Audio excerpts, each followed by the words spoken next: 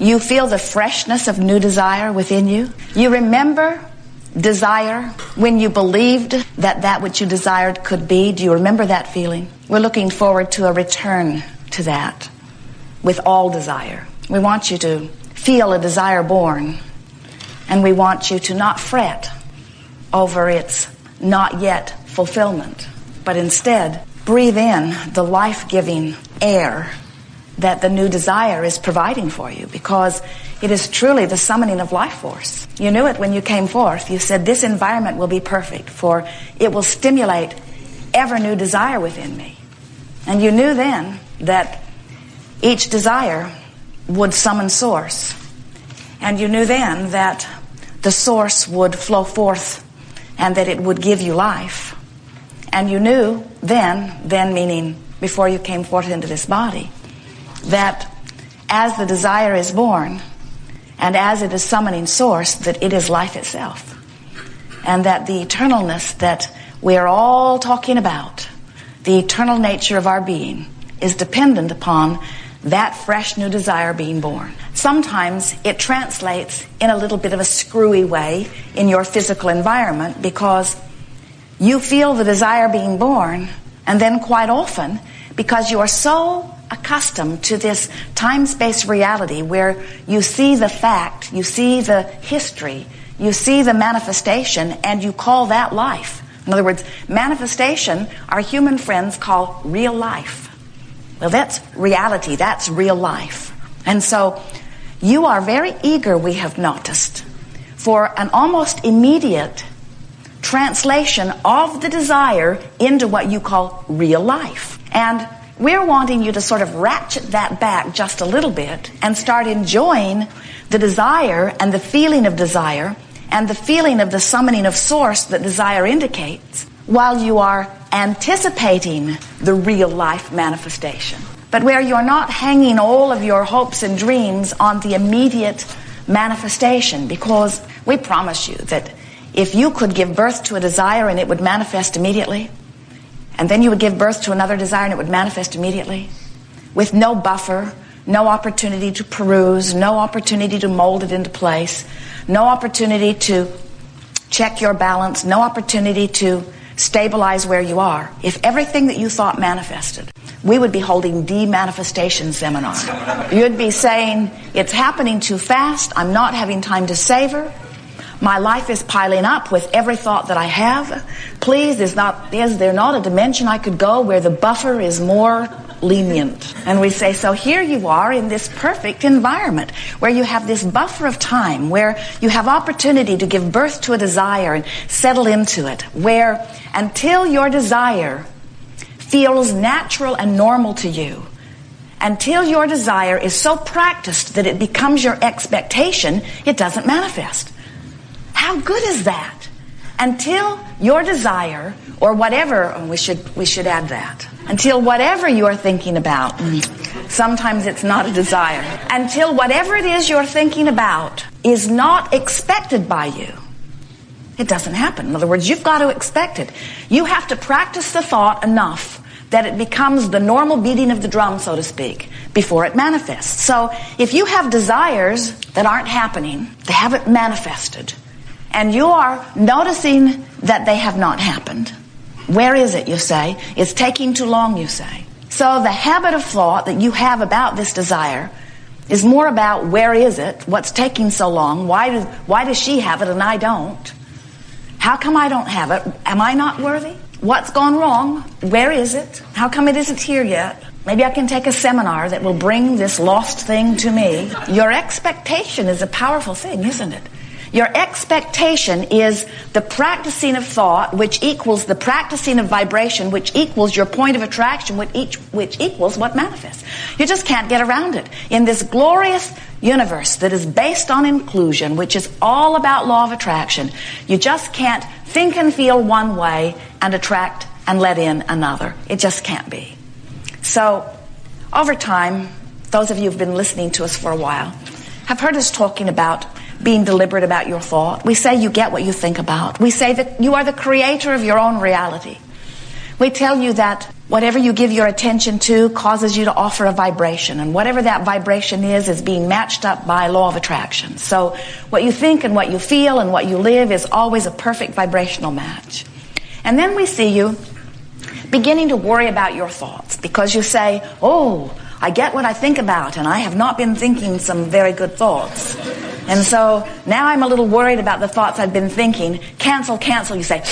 You try to suck the thought back in before law of attraction gets hold of it. And then we say, oh, dear friends, you have this buffer of time, and you say, oh, that's good. No, oh, that's bad. Oh, that's good. Oh, no, that's bad. You can't decide how you feel about the buffer of time. You would like it shortened. You would like it lengthened. I would like a long buffer of time when I'm thinking about things I don't want, and a very short buffer of time when I'm thinking about things that I do want. In other words, could I be the one exception in all of the universe, and can I just think however I want? Will you just give me what I write on this list? I'll just make you a list of things that I want, and just don't pay any attention to my point of attraction. Never mind what I'm doing vibrationally. Just give me what I want. My mother did, to a certain extent. She seemed limited. And so now we say to you, pay attention to the way you feel, because the way you feel lets you know what your point of attraction is. And for the most part, those of you who come to gatherings like this are living very good lives. The range between what you want and where you are is not so dramatic that you can't find your balance. Most of you are really fine-tuning. Most of you understand that when you want something and it hasn't yet manifested, that all you have to do is talk more about what it is you want and why you want it, and find the feeling place of having it, and practice the feeling of what it's like to be the liver of it rather than the one who is absent of it. And before you know it, it has made its way conveniently and easily and often amazingly through corridors that you did not see coming into your experience. The range of your emotions is an interesting one. We want to talk about it a little bit here today, because your emotions are your indicator of your point of attraction. And they indicate two very important things. Your emotions indicate how focused your desire is.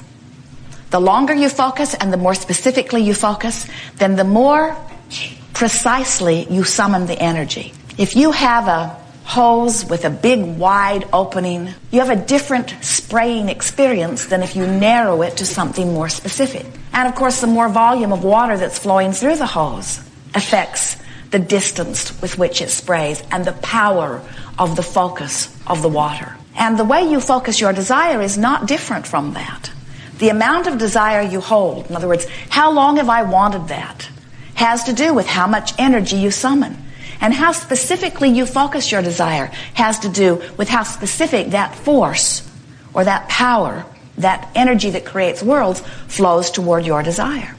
So that's one factor. The other factor is, once you're summoning this energy, what are you doing about letting it in? And that's the focusing too. In other words, when you really want something and you don't believe it, you're summoning it, but you're resisting it. So now it's like you've got this powerful hose that is focused, and you've got something blocking the spray, which is causing it to squirt all over the place. It's not allowing you to put it where you want it. And so things aren't turning out the way you want them to, and you can't figure out why. And we say the focusing mechanism is about wanting and allowing. It's about wanting and then bringing yourself into alignment with what you want. Now that's easy to understand. You know about focus. You focus cameras, you focus water, garden hoses. You get the sense of this focusing. So now we want to talk about your emotions in general. And we want to help you to remember that the better you feel, the more in alignment with your desire and with who you really are, you are. And the worse you feel, the more resistance you are introducing. You are extensions of source energy, and when you are allowing a wide open valve, when you are really allowing yourself to be in vibrational concert with who you are, the energy flows through you comfortably and you feel wonderful. And under those conditions, the more powerful your desire, the more energy flows comfortably through you. In other words, you can create castles or buttons. It does not matter what your object of attention is.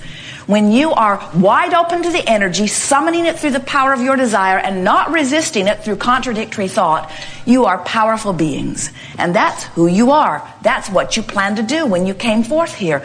Not because this world is broken and needs to be fixed, but because you are creative genius, and it is great fun to identify your own personal desires, beat the drum of them, get your vibration going about them, summon toward them, and then watch the universe in all of its cooperative forces align circumstances and events for the fulfillment of your desire, because you are genius creators worthy of anything that you can conjure. If you can identify a desire in this time-space reality, it is our absolute promise to you that this environment has the ability to fulfill your desire to the specifics that you are able to identify.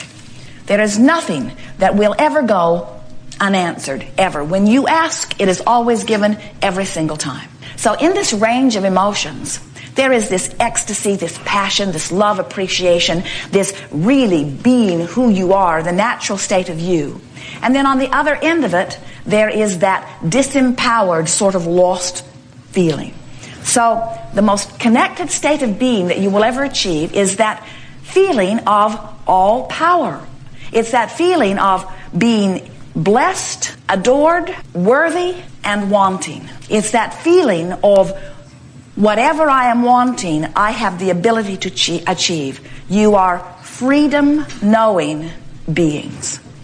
And on the other end of that emotional, vibrational spectrum is the feeling of powerlessness. So those emotions feel like grief. They feel like betrayal. They feel like powerlessness. Now, it's an infinite range. You could call your range of emotions a lot of different words. Really, we would like to help you to realize that there are only two. One feels good and one feels bad, and there is everything in between. And we want you to begin to realize that in these words or states of being or moods that you call emotions, there are vibrational ranges of allowing or resisting, that as you pay attention, you can tell where you are along that vibrational range. So sometimes something will happen in your environment to you or to someone you care about. And as this thing happens and you focus upon it for a while, you feel strong negative emotion that we would call the opposite of that empowered, worthy feeling that is really who you are. And that emotion you might call grief. It's that sort of emotion where you can't get any air. You feel suffocated. And so some bright, shiny, well-meaning student of Abraham sees you in your depression and points out to you that you are the creator of your own reality, and that depression is going to get you nowhere, and you should shape up. You should seek joy. And what you'd really like to do is just take a gun and kill them. Because hard as you try, from that depression, from that strong disallowance of who you really are, in that vibrational funk that for whatever reason you find yourself, you do not have access to ecstasy. You don't have access to passion. You don't have access to appreciation or to joy. You don't even have access to irritation. You don't even have access to overwhelmment. In other words, from that deep vibration, any more than when you turn on your radio, you can hear a song played that is being broadcast from one frequency while you've got your tuner set to another. In other words, it just doesn't line up. There is no connection. So when you are in that strong disconnection and you are trying to follow what Abraham says, which is find a thought that feels better, the best thought that may be available to you from your depression is one of rage. And what we want to say to you here today in a way that you really, really hear it is that if you find that thought of rage, and if you stew around in it for a little while, you will notice that you feel better. Now, those watching you from the outside are not going to encourage you into your rage. They liked you better when you were depressed. Because when you were depressed, you sort of went away and left them all alone. Only you know that the rage is an improvement, because only you know that you can breathe now. Only you know that this is an improvement. And what we want you to hear is that if you know that it is an improvement and you stop and momentarily pat yourself on the back for choosing the thought that felt better to you, and If you are able to disregard the clamoring of all those bright-eyed, bushy-tailed, sunshine, rainbow, lollipop, sickening people that are tuned in, tapped in, turned on, and who want you to be too, if you can disregard what they're clamoring at you and say to yourself, wait a minute, I feel better, then in that moment, you've got your power back.